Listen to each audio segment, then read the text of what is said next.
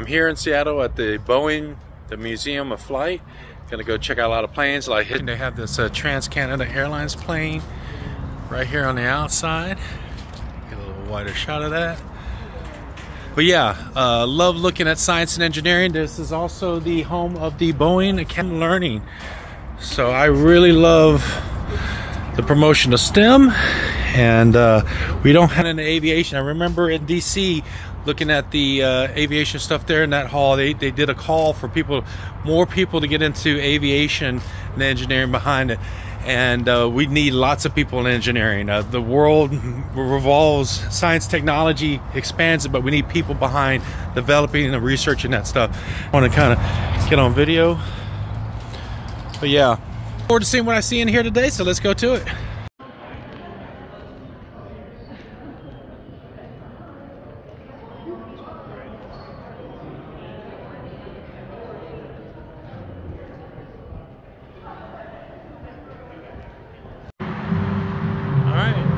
Boeing Field.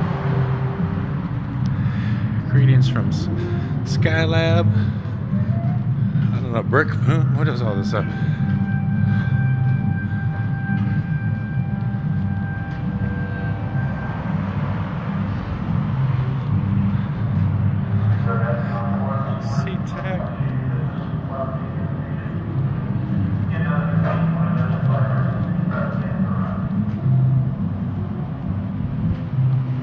History, Northern Ring. Okay, International Space Station.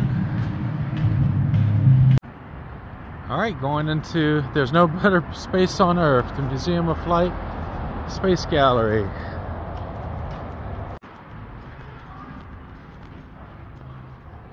Wow.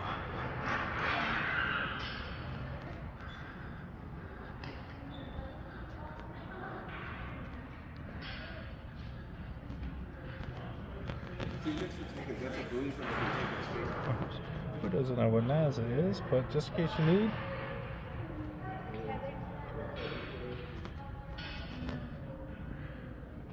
For scale.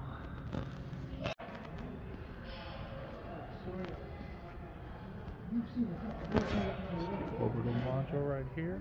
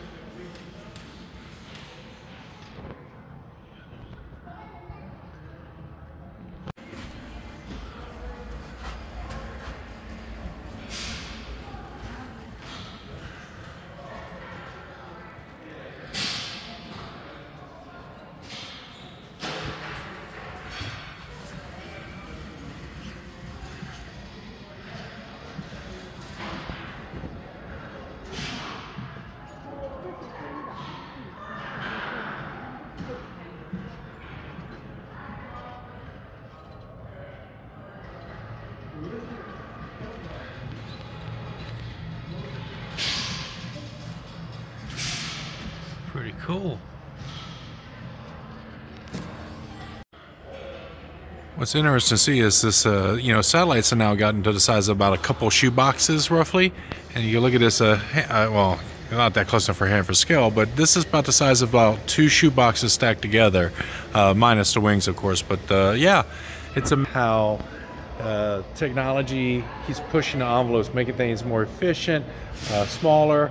If you look at the early thruster rocket engines and look at what the Falcon X rockets look like, so much we've done with science, technology, and engineering to make things smaller, more efficient, and produce more power. Similar like F1. If you look at it like an F1 engine, how it's just they squeeze every bit of power they can in horsepower out of just such small spaces, because there's so many regulations and restrictions like in F1.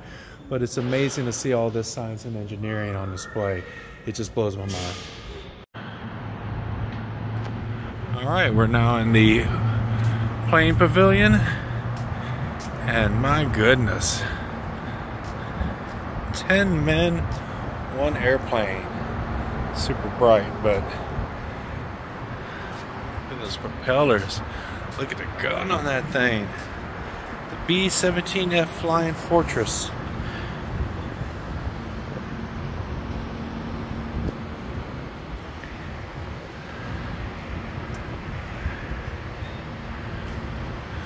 Look at the bullets. You can see the bullets there. Wow.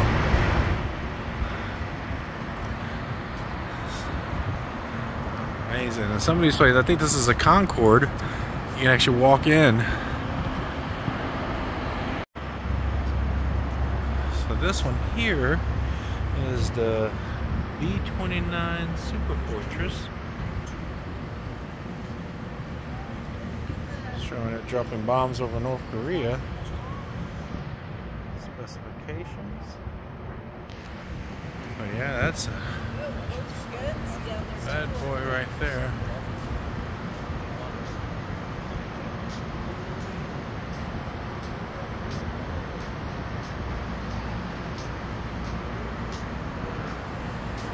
I mean, that is some huge propellers. That's like a person for scale.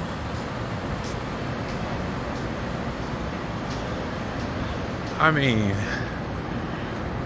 United Airlines. Oh, they got an Air Force One. Another bomber. Let's see. This is the Stratojet WB-47E. It's a swept wing bomber.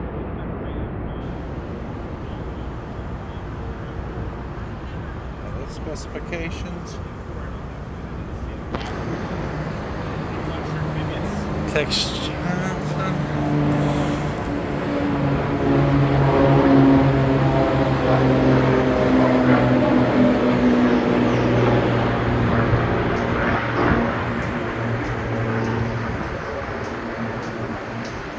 There's so many planes to see out here.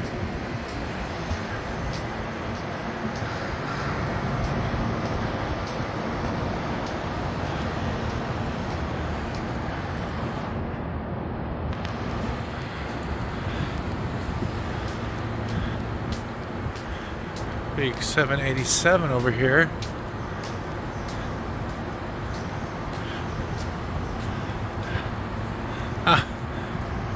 It's FedEx Express. I guess showing how they pack in the boxes and stuff.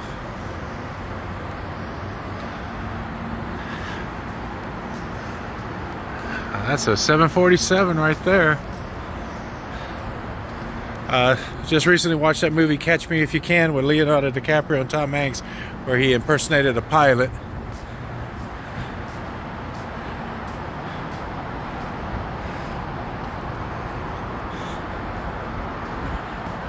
There's the Dreamliner is just massive. I mean, those wheels are massive. Look at that. Like, there's the turbine there, but here's him showing just huge.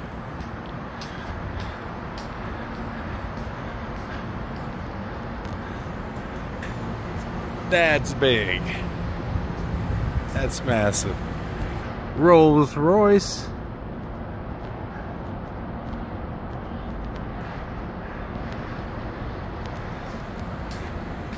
That's what I like about this. Embracing technology.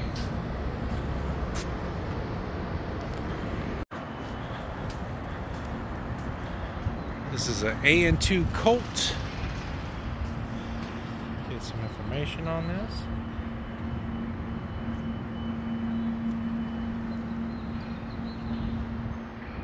Specifications.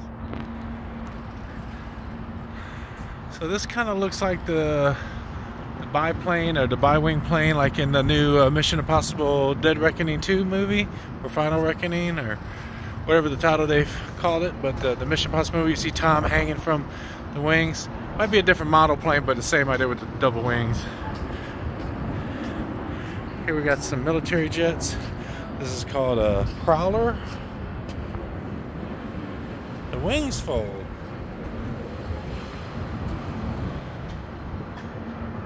Specifications. But yeah, there it is with his wings folded.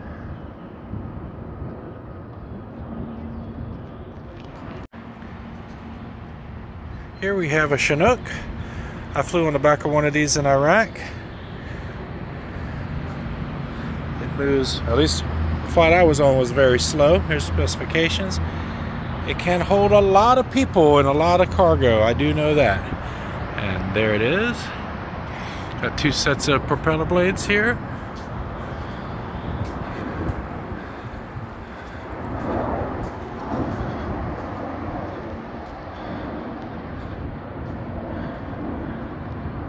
But yeah, I sat on the very back end on a flight. The door was open, and it was late at night in Baghdad, so I got to fly across all the rooftops of Baghdad in one of these. And right next to the Chinook, they have one of these bad boys. This is the F-14A Tomcat, which I believe was the plane in Top Gun Maverick at the end that they flew. Yeah, the wings would pull out. Yeah, this is the Tomcat.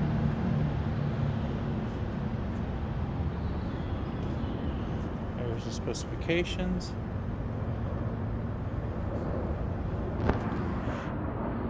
Well, yeah, that's the one that Tom Cruise they used in Top Gun Maverick and the movie Top Gun. So it was the F-14, I believe, in Top Gun. Correct me if I'm wrong, but I'm pretty sure that that's right. Alright, so they got a special thing here for the A6 Intruder. 34 years was the backbone of this for the Navy and Marine Corps. Oh, look at all that weaponry that this thing can hold. That is a lot of boom boom. Here we go. It's a versatile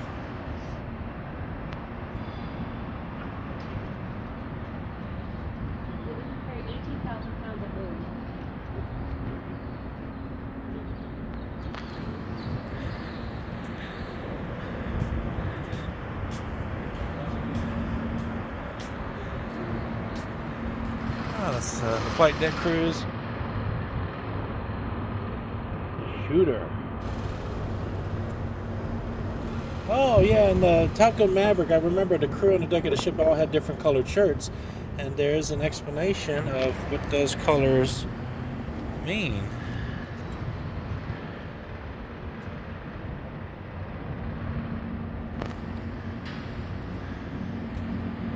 Pretty cool. Here's some good information about the aircraft evolution. I have a section here for the naval fighter aircraft. And then a section here for naval attack aircraft.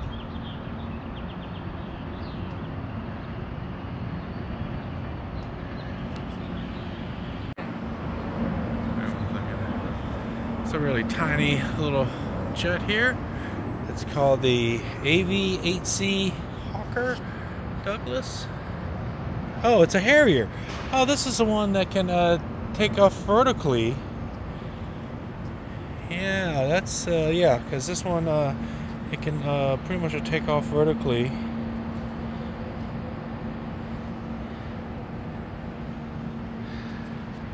Cool.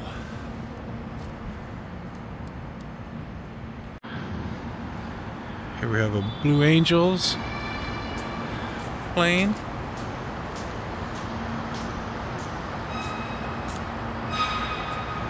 I guess they call it the Skyhawk.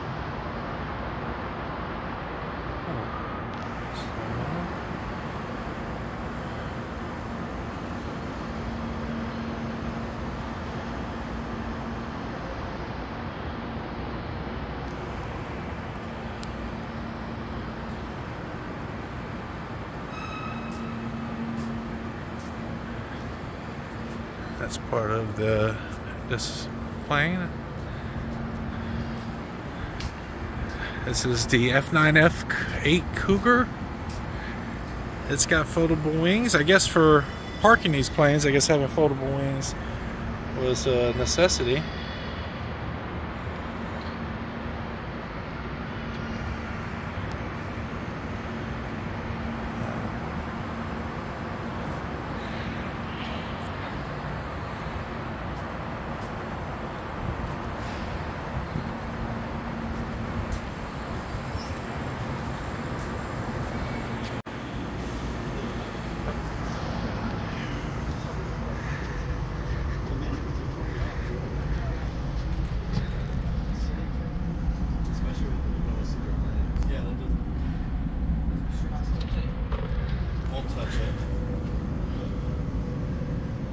They use its air freshener. Communication station, obviously for comms. President's on the line.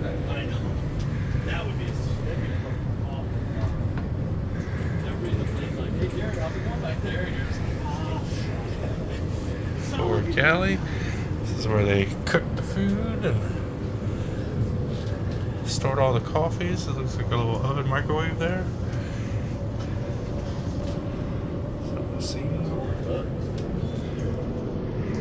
Valet station.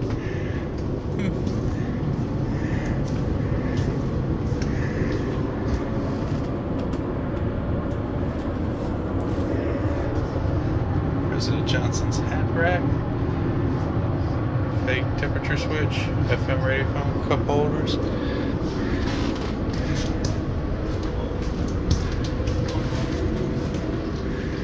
at that. Phone and the chair. Now, I think someone had told me that he had a mechanism for raising, yep, I think that's it right there, for raising and lowering the table as a way to either make people feel comfortable that he was talking to or make people feel intimidated by the height of the table. So that was cool. You know, when people have their standing desk, I guess the president was the first one. Now we're in this area where because everybody else and staff sits.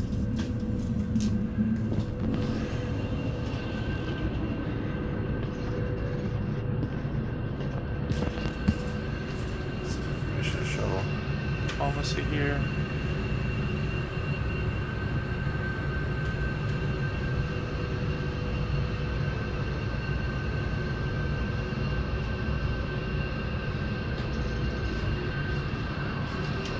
History.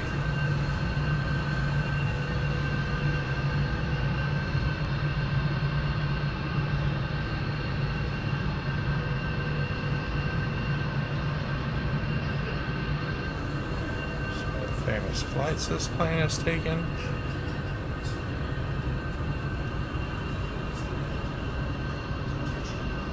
And then the rest of the... Oh, they had... Look at that. Full burners on the stove. And wow, they could actually cook up a storm on this Air Force One. Lavatories, small little toilets. Interesting fact, I'm gonna head out real quick. Wow, that's something else to be inside of a older Air Force One.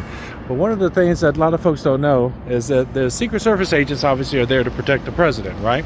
And so I've read somewhere, and again, I believe it to be true because it makes sense, that there's a Secret Service agent assigned to the president's pee and poop. So when he's traveling in foreign countries and at these different hotels, conferences, diplomatic events or so forth, when he travels, there's an agent assigned to make sure they collect his waste, because that's considered top secret information. And it's done so because obviously it would be an indicator of the health of the president. So they want other countries getting a hold of that stuff and being able to analyze it and to determine if there's something wrong with the president. I thought that was pretty cool to see the inside of the plane. Here's some little information panels here about this particular aircraft. There's another one down here. So these are the different presidents that this particular aircraft has flown.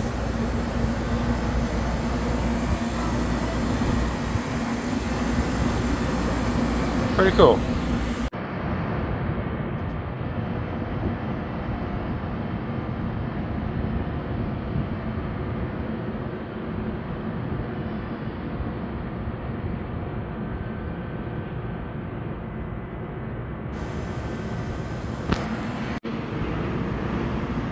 Go. We have the Concorde. This thing would be like able to go from New York to London in like record time, but they had so many issues with, I think, the structural integrity of the plane, because going at these speeds there was some concern, so they discontinued use of it. But they got one here, and look at that super long nose on the plane. It is sleek. Kind of reminds me of like the trains in Japan.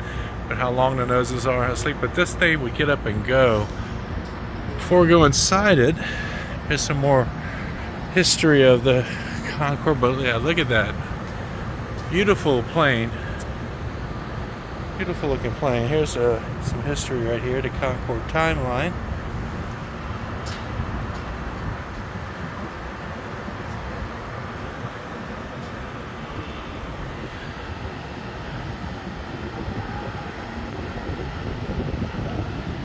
One more panel here. Oh, this is the first of the timeline. I should have started here.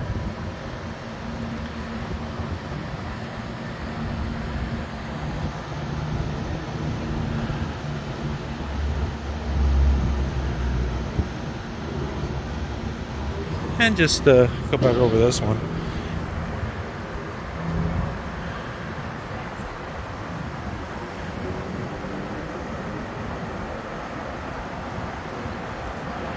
Made its final flight, 2003. Yeah, the airworthy, the crash.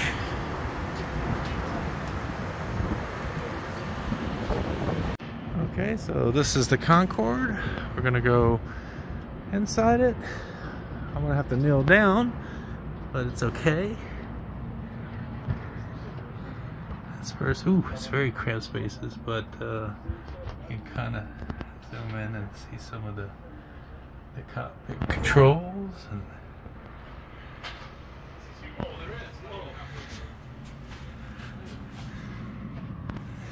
some narrow passageway. It's very, very tight in here. I would have some problems flying on this plane. Not as much headspace, so. Yeah, I have to definitely nail down with the headspace in this plane. But the fact that it would go to London in, like, I forget the record time, I'll have to look it up. But it was just so fast of a plane. And again, I hear that they're trying to bring these planes back. So there's the speed right here. Mach 2 at 55,000 feet. That is just tremendous. One Congress has chased a solar eclipse across the globe. I mean, wow. You see this? In 1964, the Air Force began testing 6 months. So we're crossing. Okay, yeah, that's the record I was looking for. From London to New York in less than 3 hours. 2 hours, 52 minutes, and 59 seconds. From London to New York. Fast fact. I mean, that is just amazing. Less than 3 hours from New York to London. The aircraft, that's the structural issues. The supersonic speed aircraft stretched 6 to 10 inches due to heating. And this is just, again, to show you that is a hand for scale. But that's interesting. There it is, Mach 2 at 55,500 feet.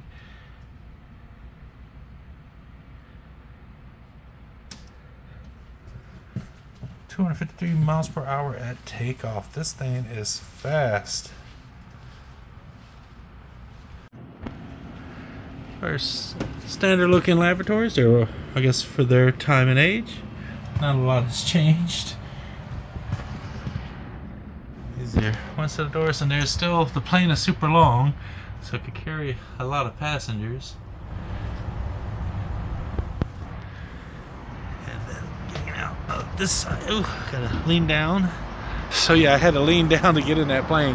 I'm 6'4", and so yeah, it's but yeah, that compartment for passengers goes still really, really far back. Where some people are getting in over there. This was a long. Man, to look at the speed at takeoff, 253 miles per hour, I believe it said, that's super fast. And the fact that this thing goes from London to New York in less than 3 hours, mind-blowing. But I have heard rumors they're trying to bring this Concorde back, and I'm all for it. If they can keep the structural integrity and the whole, figure out the stretching during flight going that fast. But even if they don't go 3 hours, if they can get the flight down to like 5 hours, that still would be an amazing thing to bring back to the airline industry. So, but yeah, this is to see this Concorde,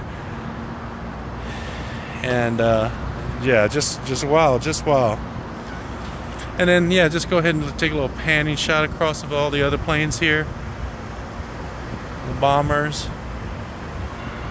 So cool to see. Again, I can't recommend enough to come to the Museum of Flight if you're in Seattle. It's so worth the time to come see this just marvels of engineering and technology here. It's just amazing to see it. B-52 bomber.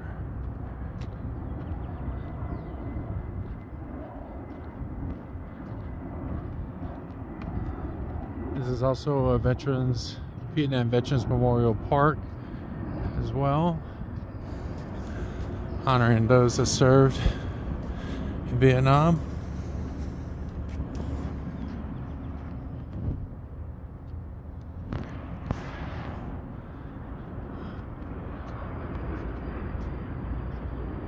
They call this a Strata Fortress, 1958.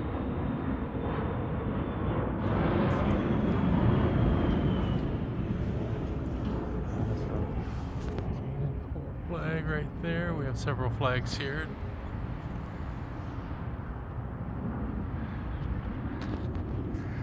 Shows some information on the Vietnam War.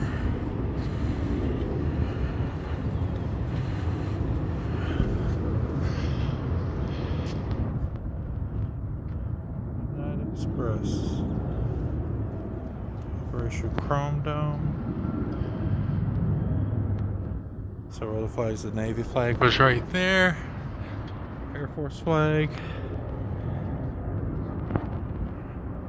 Like a Space Force flag, there's no sign for it. Coast Guard flag. Yeah. Massive plane.